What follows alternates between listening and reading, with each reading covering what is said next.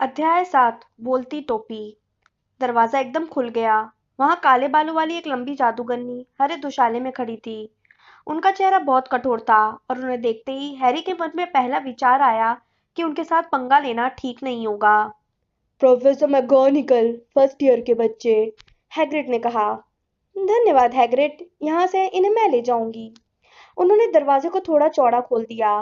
प्रवेश हॉल इतना बड़ा था कि डर्सली का पूरा घर इसमें समा सकता था। ग्रीनगॉट की तरह यहाँ भी पत्थर की दीवारों पर जलते हुए मशालों से रोशनी हो रही थी। छत इतनी ऊंची थी कि दिखती ही नहीं थी और ऊपर की मंजिलों तक जाने के लिए संगमरमर की शानदार सीढ़ियां उनके सामने थीं। सख्त पत्थर के फर्श पर वे लोग प्रोफेसर मैगोनिकल के पीछे पीछे चल दिए। दाईं तरफ के दरवाजे से हैरी को सैकड़ों हल्की हल्की आवाजें सुनाई दे रही थीं। लगता था स्कूल के बाकी बच्चे वहां पहले ही पहुंच चुके थे। पर प्रोफेसर मैगोनिकल फर्स्ट ईयर के बच्चों को हॉल में नहीं ले गई, बल्कि उन्हें हॉल के पास वाले एक बड़े छोटे खाली कमरे में खड़ा कर दिया। वे एक दूसरे से सटकर खड़े थे और परेशानी की हालत में इधर उधर ताक रहे थे। आमतौर पर वे इतने पास पास खड़े नहीं होते जितने पास वे इस समय खड़े थे। हॉगवर्ट्स में आप लोगों का स्वागत है, प्रोफेसर मैगोनिगल ने कहा। सत्र की शुरुआती दावत जल्दी ही शुरू होने वाली है, परंतु इससे पहले कि आप लोग बड़े हॉल में अपनी सीट पर बैठें, आपको अपने हाउस के लिए चुना जाएगा। यह बहुत महत्वपूर्ण है, क्योंकि जब तक आप यहाँ रहेंगे तब तक आपका हाउस हॉगवर्ट्स में आपके परिवार की तरह होगा। आप अपने हाउस के बाकी सभी बच्चों के साथ क्लास में बैठेंगे, अपने हाउस के कमरे में सोएंगे और अपने हाउस के हॉल में अपने खाली समय बिताएंगे। कुल 4 हाउस या दल हैं, जिनके नाम है गरुड़ द्वार, मेहनतकश, चीलघात और नागशक्ति। हर हाउस का अपना शानदार इतिहास है, हर एक में बेहतरीन जादूगर और जादूगरनियां हुए हैं। जब तक आप हॉगवर्ट्स में रहेंगे तब तक अच्छे काम के लिए आपको हाउस पॉइंट मिलेंगे, जबकि किसी भी तरह का नियम तोड़ने पर आपके हाउसों के पॉइंट घटा दिए जाएंगे। साल के अंत में सबसे ज्यादा पॉइंट वाले हाउस को हाउस कप दिया जाएगा, जो बहुत बड़ा सम्मान है। मुझे आशा है आप जिस भी हाउस में जाएंगे उसके लिए गौरव साबित होंगे। चुनने की रस्म पूरे स्कूल के सामने कुछ ही मिनटों में होगी। मैं सुझाव देती हूँ, बेहतर होगा आप लोग इंतजार करते समय अपने आप को तैयार कर लें। उनकी आंखें एक पल के लिए नेविल के चोगे पर रुकी, जो उसके बाएं कंधे के कान के नीचे बंधा था, और फिर रॉन की नाक के धब्बे पर। हैरी घबराकर अपने बार संभालने की कोशिश करने लगा। जब हम आपके लिए तैयार हो जाएंगे तो मैं वापस आ जाऊंगी, प्रोफेसर मैगोनिकल ने कहा। कृपया शांति से इंतजार करें। वे कमरे से चली गईं। हैरी ने थूक निकला। हमें हाउस के लिए कैसे चुना जाएगा? उसने रॉन से पूछा। मुझे लगता है किसी तरह का इम्तिहान देना होगा। फ्रेड ने कहा था कि इसमें बहुत दर्द होता है, पर मुझे लगता है वो मजाक कर रहा था। हैरी का दिल धक रह गया। इम्तिहान, और वो भी पूरे स्कूल के सामने। परंतु उसे तो अभी रत्ती भर भी जादू नहीं आता। हे भगवान, उसे न जाने क्या करके दिखाना होगा। यहाँ कदम रखते ही उसे ऐसी चीज की उम्मीद नहीं थी। उसने अपने चारों तरफ चिंता से देखा और पाया कि सभी डरे हुए थे। कोई भी ज्यादा बोल नहीं रहा था, सिवाय हरमाइनी ग्रेंजर के, जो अपने सीखे हुए सभी मंत्र बहुत तेजी से दोहरा रही थी और सोच रही थी कि उसे न जाने कौन से मंत्र का इस्तेमाल करना होगा। हैरी ने बहुत कोशिश की कि हरमाइनी की बातों की तरफ जरा भी ध्यान न दिया जाए। वह कभी इतना ज्यादा नहीं घबराया था, कभी नहीं। तब भी नहीं जब उसे वर्नॉन अंकल के पास स्कूल का रिपोर्ट कार्ड ले जाना पड़ा था, जिसमें लिखा था कि उसने न जाना कैसे अपने टीचर के विग को नीला कर दिया था। उसकी आंखें दीवारों पर जमी हुई थीं। किसी भी पल प्रोफेसर मैगोनिगल वापस आ सकती थी और उसे दुर्भाग्य की तरफ ले जा सकती थी। फिर ऐसा कुछ हुआ जिसके कारण वह हवा में 1 फुट उछल गया और उसके पीछे कुछ बच्चे चीखे। क्या बेवकूफी है! उसने जोर से सांस ली। उसके आसपास खड़े बच्चों ने भी ऐसा ही किया। लगभग 20 भूत पिछली दीवार से तैरते हुए अंदर आ गए थे, मोती की तरह सफेद और कुछ हद तक पारदर्शी। यह भूत कमरे में तैरते हुए एक दूसरे से बातें कर रहे थे और फर्स्ट ईयर के बच्चों की तरफ उनका ध्यान ही नहीं गया था। वे आपस में बहस कर रहे थे। सन्यासी की तरह दिखने वाला एक मोटा और नाटा भूत कह रहा था, मैं तो यही कहूंगा कि माफ करो और भूल जाओ, हमें उसे एक और मौका देना चाहिए। मेरे प्यारे सन्यासी, क्या हमने पीव्स को वे सारे मौके नहीं दिए हैं जो उसे मिलने चाहिए थे? वह हम सबका नाम बदनाम करता है और आप तो जानते ही हैं वो सचमुच भूत भी नहीं है। मैं तो यही कहूंगा, तुम लोग यहाँ क्या कर रहे हो? गुलूबंद और चुस्त कपड़े पहने एक भूत ने अचानक फर्स्ट ईयर के विद्यार्थियों को देख लिया था। किसी ने जवाब नहीं दिया। नए विद्यार्थी होंगे, मोटे सन्यासी ने कहा और उनकी तरफ देखकर मुस्कुराया। मुझे लगता है तुम लोगों को हाउस के लिए चुना जाने वाला है। कुछ बच्चों ने सहमति में सिर हिलाया। सन्यासी ने कहा, मुझे उम्मीद है तुमसे मेहनतकश हाउस में मुलाकात होगी, मेरा पुराना हाउस। तभी एक तीखी आवाज आई, अब चलिए, चुनने की रस्म शुरू होने वाली है। प्रोफेसर मैगोनिकल लौट आई थी। एक एक करके सभी भूत सामने वाली दीवार से तैरते हुए चले गए। आप लोग लाइन बना लें, प्रोफेसर मैगोनिकल ने फर्स्ट ईयर के बच्चों से कहा, और मेरे पीछे आए। हैरी की हालत बुरी थी। उसके पैर जैसे अचानक बहुत भारी हो गए थे। लाइन में हैरी रेत जैसे भूरे बालों वाले एक लड़के के पीछे खड़ा हो गया और रॉन हैरी के पीछे। फिर वे लोग कमरे से बाहर निकलकर हॉल की तरफ मुड़कर दोहरे दरवाजे से होते हुए बड़े हॉल में आ गए।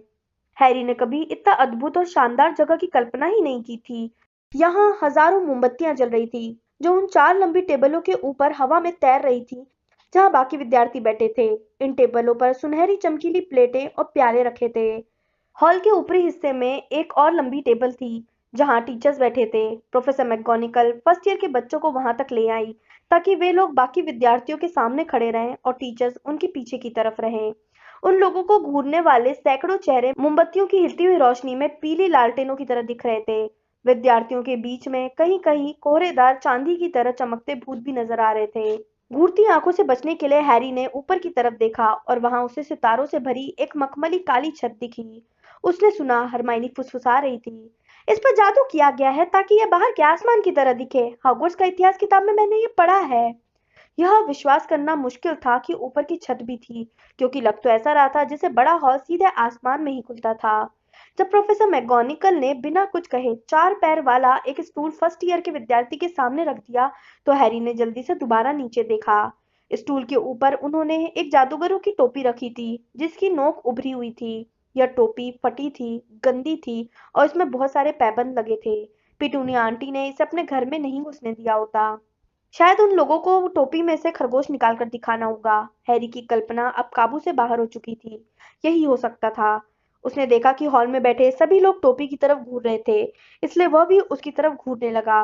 कुछ पल तक खामोशी छाई रही, फिर टोपी हिली। उसके ऊपर की तरफ की सिलाई चौड़ी खुल गई, जैसे यह उसका मुंह हो, और फिर टोपी ने गाना शुरू किया। तुम्हें शायद लगेगा कि मैं सुंदर नहीं हूँ, पर अपनी आंखों पर मत करो यकीन। मुझसे ज्यादा समझदार टोपी नहीं मिलेगी, चाहे तुम आसमान ढूंढ लो या जमीन। चाहे तुम्हारे पास हो काले डरबी हैट या फिर टोपियां रेशमी और ऊंची, पर मैं हूँ हॉगवर्ट्स की चुनने वाली टोपी। उन सब से हूँ मैं ज्यादा अच्छी। तुम्हारे दिमाग में क्या है, मुझसे कुछ नहीं छुपा। बोलती टोपी सब देख लेती है, या मान लो। इसलिए मुझे पहन लो और मैं तुम्हें बता दूंगी कि तुम्हें किस हाउस में जाना है। सचमुच जान लो। तुम जा सकते हो गुरुद्वार में, जहाँ बहादुर शेरदिल लोग रहते हैं। उनकी हिम्मत, हौसला और दिलदारी गुरुद्वार को औरों से अलग करते हैं। तुम जा सकते हो मेहनतकश में, जहाँ निष्पक्ष और वफादार रहते हैं। मेहनतकश के बच्चे सच्चे और धैर्यवान होते हैं और मेहनत से कभी नहीं डरते हैं।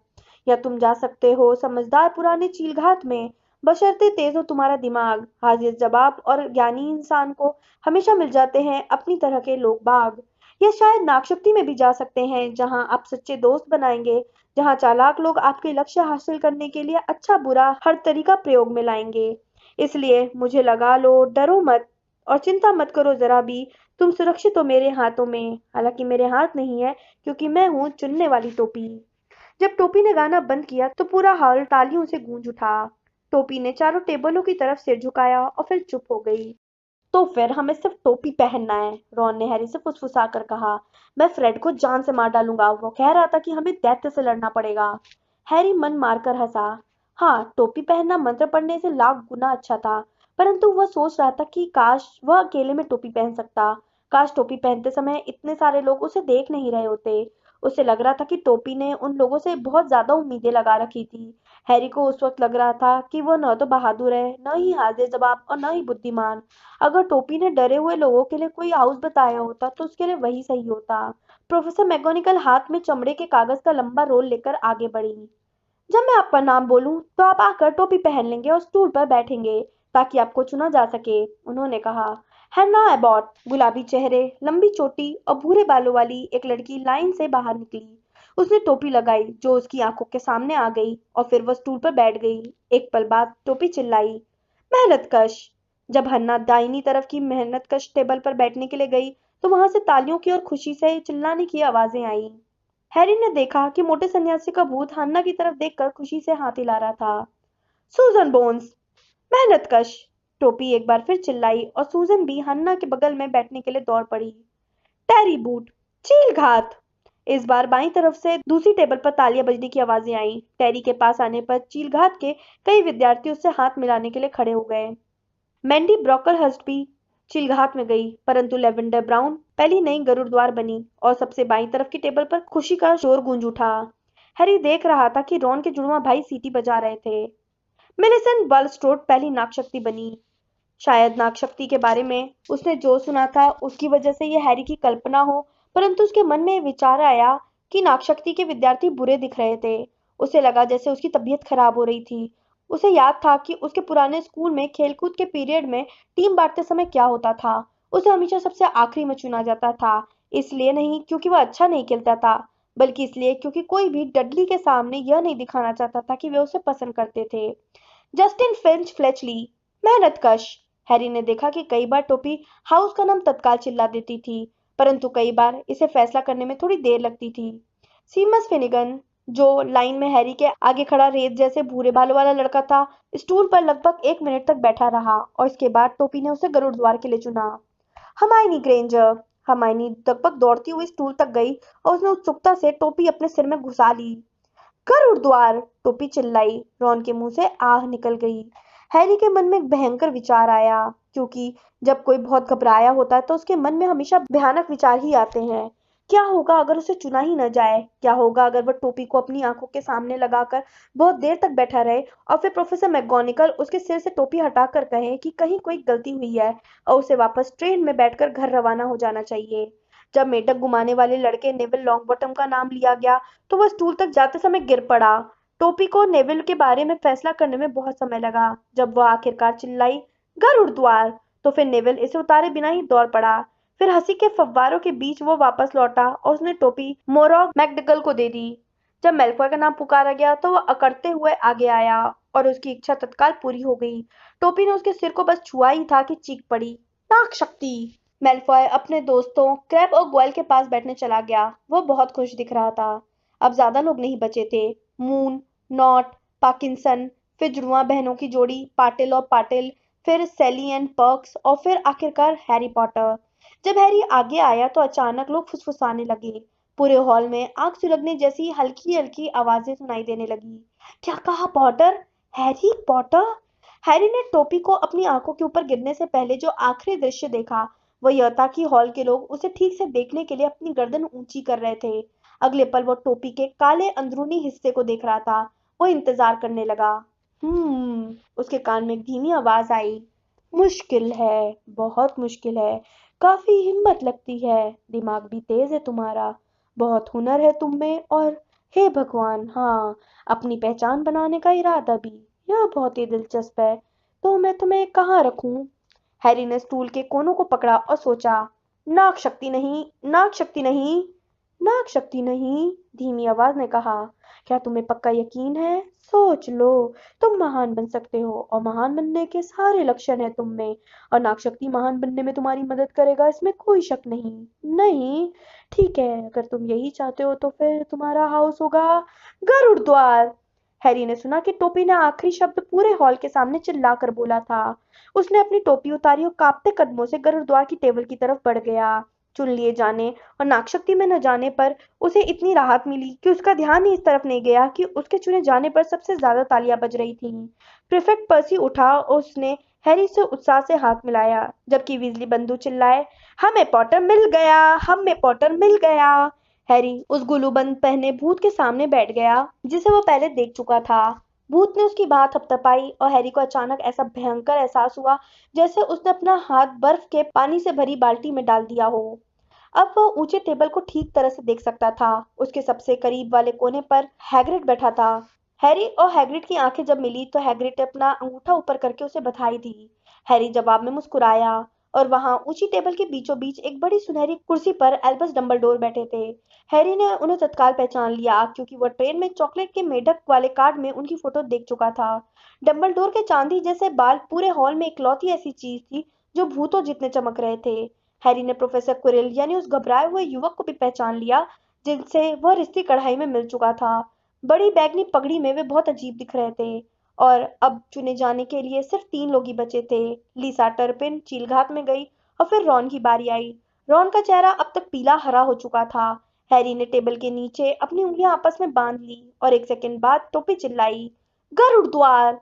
जब रॉन उसके पास वाली कुर्सी में धम से बैठा तो बाकी लोगों के साथ हैरी ने भी जोर जोर से तालियां बजाई। बहुत अच्छे रॉन, शाबाश, पर्सी वीजली ने बड़ेपन से कहा। फिर ब्लेड जेबनी को नागशक्ति के लिए चुना गया। प्रोफेसर मैगोनिकल ने चमड़े के कागज का रोल मोड़ा और बोलती टोपी उठाकर ले गई। हैरी ने अपनी सुनहरी खाली प्लेट की तरफ देखा। उसे अब जाकर ध्यान आया कि वो कितना भूखा था। उसे लग रहा था जैसे कद्दू के पेस्ट्री खाए हुए सदियां बीत चुकी थी। तभी अल्बस डंबलडोर खड़े हुए। वे विद्यार्थियों की तरफ देखकर मुस्कुरा रहे थे। उनकी बाहें चौड़ी खुली हुई थी, जैसे उन लोगों को देखने से बढ़कर खुशी दुनिया में और कोई हो ही नहीं सकती थी। स्वागत है, उन्होंने कहा। हॉगवर्ट्स में नए साल में स्वागत है। इससे पहले कि हम लोग दावत शुरू करें, मैं कुछ शब्द कहना चाहूंगा। और ये रहे वे शब्द, उल्लू, चर्बी, छुटपुट, चिकोटी। धन्यवाद। वे बैठ गए। सबने खुश होकर तालियां बजाई। हैरी की समझ में नहीं आया कि हंसना चाहिए या नहीं। क्या वे थोड़े से पागल हैं? हैरी ने पर्सी से दुविधा में पूछा। पागल? पर्सी ने गर्व से कहा। वे जीनियस है, दुनिया के बेहतरीन जादूगर। पर हाँ, वे थोड़े खिसके हुए जरूर हैं। आलू लोगे हैरी? हैरी का मुंह खुला रह गया। उसके सामने की प्लेटें अब भोजन से भरी हुई थीं। उसने इतनी सारी मनपसंद चीजें एक ही टेबल पर कभी नहीं देखी थी। Roast beef, roast chicken, pork chops और लैम्ब चॉप्स, कबाब, बेकन और स्टीक, उबले आलू, भुने आलू, चिप्स, यॉर्कशायर पुडिंग, मटर, गाजर, ग्रेवी, केचप और किसी अजीब कारण से मिंट कैंडी। डर्सी परिवार में हैरी को पूरी तरह भूखा तो नहीं रखा जाता था, परंतु उसे उसकी पसंद का खाना भी नहीं मिल पाता था। हैरी को जो चीज सचमुच चाहिए होती थी उसे डडली हमेशा ले लेता था, चाहे उसे खाने के बाद वो बीमार ही क्यों ना पड़ जाए। हैरी ने अपनी प्लेट में मिंट कैंडी को छोड़कर बाकी सभी चीजें थोड़ी थोड़ी ले ली और खाने पर टूट पड़ा। सभी चीजें बहुत स्वादिष्ट थीं। देखकर अच्छा लगता है, गुल्लूबंद पहने भूत ने दुख भरी आवाज में कहा, जो हैरी को अपना स्टीक काटते हुए देख रहा था। क्या आप नहीं खा सकते? मैंने पिछले 400 सालों से कुछ नहीं खाया है, भूत ने कहा। जाहिर है मुझे इसकी जरूरत नहीं है, परंतु फिर भी इसकी कमी अखरती है। मुझे नहीं लगता मैंने अपना परिचय दिया है। सर निकोलस डे, मिम्सी पॉर्पिंगटन, गरुड़ द्वार टावर का भूत। मैं जानता हूँ कि आप कौन हैं, रॉन ने अचानक कहा। मेरे भाइयों ने मुझे आपके बारे में बताया है। आप लगभग सिरकट्टे निक हैं। मैं चाहूंगा कि तुम मुझे सर निकोलस डे मिम्सी के नाम से बुलाओ, भूत ने थोड़ा तनकर कहा। परंतु रेत जैसे बालों वाला सीमस फिनिगन बीच में ही बोल पड़ा। लगभग सिरकटे? कोई आदमी लगभग सिरकटा कैसे हो सकता है? सर निकोलस का मूड उखड़ गया। ऐसा लग रहा था जैसे ये चर्चा उस रास्ते पर नहीं जा रही थी जिस रास्ते पर वो इसे ले जाना चाहते थे। इस तरह, उसने चिढ़ते हुए कहा। उसने अपना बायां कान पकड़ा और उसे झटक दिया। उसका पूरा सिर गर्दन के पास से लटक गया और कंधों पर गिर गया, मानो यह किसी कब्जे पर झूल गया हो। साफ दिख रहा था कि किसी ने उसका सिर काटने की कोशिश की थी, परंतु उसने यह काम ठीक तरह से नहीं किया था।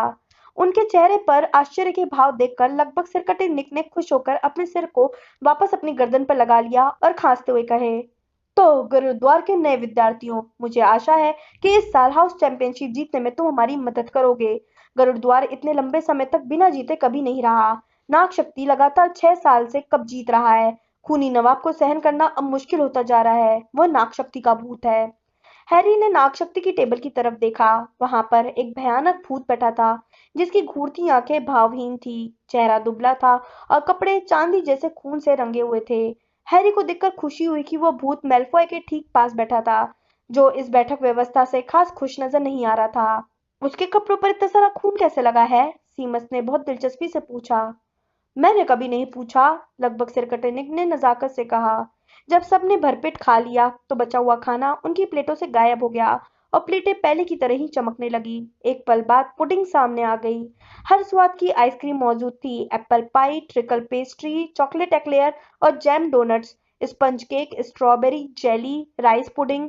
जब हैरी ने ट्रिकल पेस्ट्री खाना शुरू किया तो चर्चा उनके परिवारों की तरफ मुड़ गई। मैं मिला जुला हूँ, सीमस ने कहा। मेरे डैडी मगलू है और मम्मी जादूगरनी। मम्मी ने अपने जादूगरनी होने की बात उन्हें तब तक नहीं बताई जब तक उनकी शादी नहीं होगी। यह सुनकर उनके तो होश ही उड़ गए। बाकी लोग हंसे। और तुम नेविल? रॉन ने कहा। मेरी दादी ने मुझे पाला है, वे जादूगरनी है, नेविल ने कहा। परंतु पूरा परिवार यही सोचता था कि मैं शुरू से ही मगलू था। एल्गी दादाजी हमेशा मुझे असावधान पाने की कोशिश करते रहे ताकि मुझसे जादू का कोई सबूत हासिल हो सके। उन्होंने मुझे एक बार ब्लैकपूल पायर के किनारे से धक्का दे दिया। मैं लगभग डूब गया, परंतु तब तक कुछ नहीं हुआ जब तक मैं 8 साल का नहीं हो गया। एक दिन एल के दादाजी चाय पर घर आए और वे मेरे पैर पकड़कर मुझे ऊपर वाली मंजिल की खिड़की से लटका रहे थे कि तभी एनिट दादी ने मुझे खाने के लिए केक दिया। ध्यान बढ़ जाने के कारण एल के दादाजी ने मुझे छोड़ दिया, परंतु मैं उछलकर नीचे गया, पूरे बगीचे और सड़क तक। वे लोग सचमुच खुश थे। दादी तो इतनी खुश हुई कि रोने लगी। और जब मुझे स्कूल में दाखिला मिला तो उनके चेहरे देखने लायक थे। वे सोच रहे थे कि मुझ में यहाँ आने जितना जादू नहीं होगा। एल्गी दादाजी इतने खुश हुए कि उन्होंने मुझे मेढक खरीद कर दिया। हैरी के दूसरी तरफ पर्सी वीजली और हमारी पढ़ाई के बारे में बातें कर रहे थे। मुझे आशा है वे लोग तत्काल पढ़ाई शुरू कर देंगे। सीखने को कितना कुछ है। मेरी रुचि खास तौर पर रूप परिवर्तन में है, यानी किसी चीज को किसी दूसरी चीज में बदलना। जाहिर है इसे बहुत कठिन समझा जाता है। शुरुआत में तुम्हें छोटी चीजें सिखाई जाएंगी, जैसे माचिस की तीली को सुई में बदलना और इस तरह की चीजें। हैरी के शरीर में पर्याप्त गर्मी आ चुकी थी और उसे नींद आ रही थी। उसने एक बार फिर ऊंची टेबल की तरफ देखा। हैग्रिड अपने प्याले में से कुछ पी रहा था। प्रोफेसर मैगोनिकल प्रोफेसर डंबलडोर से बातें कर रही थी। अजीबोगरीब पगड़ी पहने प्रोफेसर क्विरल एक टीचर से बात कर रहे थे। उस टीचर के बाल काले और चिपचिपे थे, नाक मुड़ी थी और चमड़ी पीली थी। यह एकदम अचानक हुआ। मुड़ी नाक वाले टीचर ने क्विरल की पगड़ी के पास से हैरी की आंखों में सीधे देखा और हैरी के माथे के निशान में तेज तीखा दर्द उठा। आउच! हैरी ने अपना एक हाथ अपने सिर पर ठोका। क्या हुआ? पर्सी ने पूछा। कुछ नहीं। दर्द जिस तरह आया था उसी तरह अचानक चला गया, परंतु टीचर की नजर से जो हैरी को एहसास हुआ था उसे दूर हटाना इतना आसान नहीं था। यह एहसास कि वे हैरी को बिल्कुल पसंद नहीं करते थे। प्रोफेसर कुरिल से बात करने वाले टीचर कौन है? उसने पर्सी से पूछा। अच्छा, तो तुम कुरिल को पहले ही जानते हो। कोई हैरानी नहीं है कि वो इतने घबराए हुए क्यों हैं, क्योंकि वो प्रोफेसर स्नेप से बात कर रहे हैं। प्रोफेसर स्नेप जादुई काढ़े का विषय पढ़ाते हैं, परंतु यह वह विषय नहीं है जो वो पढ़ाना चाहते हैं। सबको मालूम है कि वे कुरिल की जगह पढ़ाना चाहते हैं। गुप्त कलाओं के बारे में स्नेप को बहुत ज्यादा ज्ञान है। हैरी ने कुछ समय तक स्नेप को देखा, पर स्नेप ने दोबारा उसकी तरफ नहीं देखा। और फिर अंत में पुडिंग्स भी गायब हो गई और प्रोफेसर डंबलडोर एक बार फिर खड़े हो गए। हॉल में खामोशी छा गई। अच्छा, अब जब हमने खा पी लिया है तो मैं कुछ कहना चाहूंगा। साल के शुरुआत में मैं आपको कुछ बातें बताना चाहता हूँ। फर्स्ट ईयर के विद्यार्थी यह ध्यान रखें कि अंधेरे जंगल में किसी भी हालत में कोई छात्र नहीं जाएगा, और हमारे कुछ सीनियर विद्यार्थी भी इस बात का ध्यान रखें तो बेहतर होगा। डंबलडोर की चमकती आंखें वीजली बंदूकों की दिशा में मुड़ गईं। हमारे चौकीदार मिस्टर फिल्च ने मुझे बताया है कि मैं आप सबको यह दिला दूं कि पीरियड्स के बीच में गलियारों में जादू करना मना है। क्विडिच के ट्रायल सत्र के दूसरे सप्ताह में आयोजित होंगे। अपनी हाउस के टीम के लिए अगर खेलने में किसी की दिलचस्पी हो तो वो मैडम हुड से संपर्क करें। और अंत में मैं आपको ये बताना चाहता हूँ कि इस साल तीसरी मंजिल के दाहिने हिस्से के गलियारे में जाना मना है, वरना आप दर्दनाक मौत मर सकते हैं। हैरी हंसा, परंतु वो उन गिने चुने लोगों में से था जिन्होंने ऐसा किया था। वे गंभीर तो नहीं है? उसने पर्सी के कान में कहा। बिल्कुल होंगे, पर्सी ने डंबलडोर को घूरते हुए कहा। यह अजीब है, क्योंकि आमतौर पर वे हमें कारण बताते हैं कि हमें कहीं पर जाने की इजाजत क्यों नहीं है। सब जानते हैं कि जंगल में खतरनाक जानवर हैं। मुझे लगता है कम से कम उन्हें हम प्रीफेक्ट्स को तो कारण बता ही देना चाहिए था। और अब इससे पहले कि हम बिस्तर पर जाएं, हम अपने स्कूल का गीत गाएंगे, डंबलडोर चिल्लाए। हैरी ने देखा कि बाकी टीचर्स की मुस्कुराहटें थोड़ी सिमट गई थीं। डंबलडोर ने अपनी छड़ी को हल्का सा झटका दिया, जैसे वह इसके सिरे से मक्खी भगाना चाहते हों। एक लंबी सुनहरी रिबन छड़ी से बाहर निकली, जो टेबलों के ऊपर उठी और सांप की तरह लहराते हुए शब्दों में बदल गई।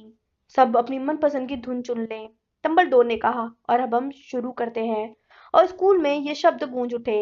हॉगवर्ट्स हॉगवर्ट्स हॉगी वॉटी हॉगवर्ट्स, हमें कुछ सिखाओ मेहरबानी करके, चाहे हम बूढ़े और गंजे हों या छिले घुटनों वाले लड़के। हमारे सिर में तुम भर दो थोड़ा दिलचस्प ज्ञान, क्योंकि अभी हमारी खोपड़ी में सिर्फ हवा भरी है और है मरी मक्खी तथा कचरे जैसा सामान। हमें सिखाओ जानने लायक चीजें, याद दिलाओ जो हम हैं भूल चुके। अपनी बेहतरीन कोशिश करो, बाकी हम कर लेंगे और सीखेंगे जब तक कि हमारा दिमाग न पक जाए। हर एक ने यह गीत अलग अलग समय पर खत्म किया। अंत में केवल वीजली बंधु ही बहुत धीमे राग में गा रहे थे। डंबलडोर ने अपनी छड़ी से उनकी आखिरी लाइनों का संचालन किया। गीत खत्म होने पर बाकी लोगों ने तालियां बजाईं और डंबलडोर ने सबसे तेज ताली बजाई। आहा, संगीत! उन्होंने अपनी आंखें पोंछते हुए कहा। हम यहाँ जो जादू करते हैं उससे भी बड़ा जादू। और अब सोने का समय। अब आप यहाँ से चल दीजिए। गुरुद्वार के फर्स्ट ईयर के विद्यार्थी बातें करती भीड़ के बीच से गुजरते हुए पर्सी के पीछे पीछे चल दिए। वे लोग बड़े हॉल से बाहर निकले और संगमरमर की सीढ़ियों पर चढ़ने लगे। हैरी के पैर एक बार फिर बहुत भारी हो रहे थे, परंतु सिर्फ इसलिए क्योंकि अब वो बहुत थक चुका था और उसने ज्यादा खा लिया था। उसे इतनी नींद आ रही थी कि उसे यह देखकर भी हैरानी नहीं हुई कि गलियारों में लगी तस्वीरों के लोग कानाफूसी कर रहे थे और उनके पास से गुजरते समय इशारे भी कर रहे थे।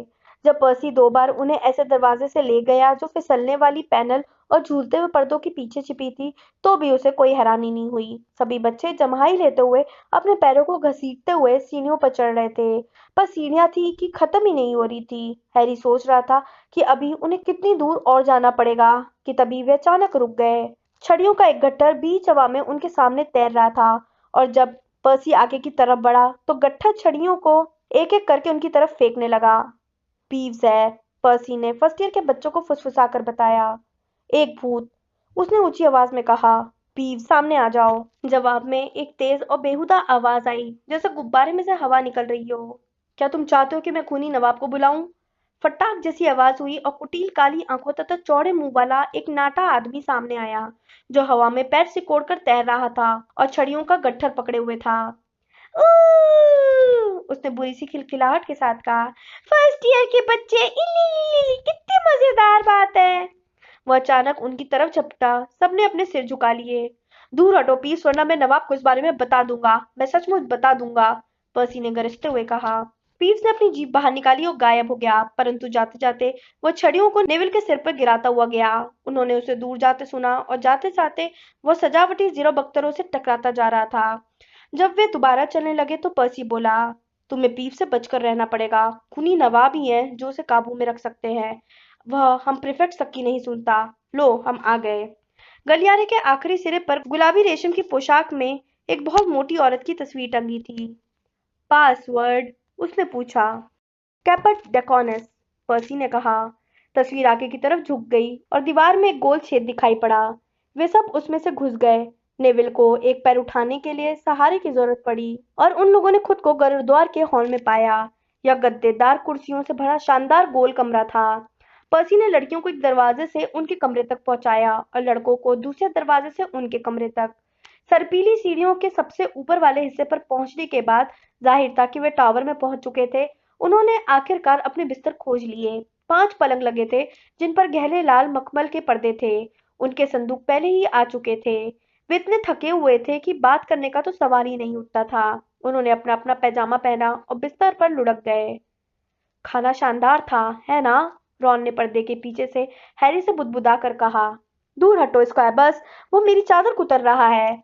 हैरी रॉन से पूछने वाला था कि क्या उसने ट्रिकल पेस्ट्री खाई थी, परंतु इससे पहले कि वो ये पूछ पाता, हैरी तत्काल सो गया। शायद हैरी ने कुछ ज्यादा ही खा लिया था, क्योंकि उसने एक अजीब सपना देखा।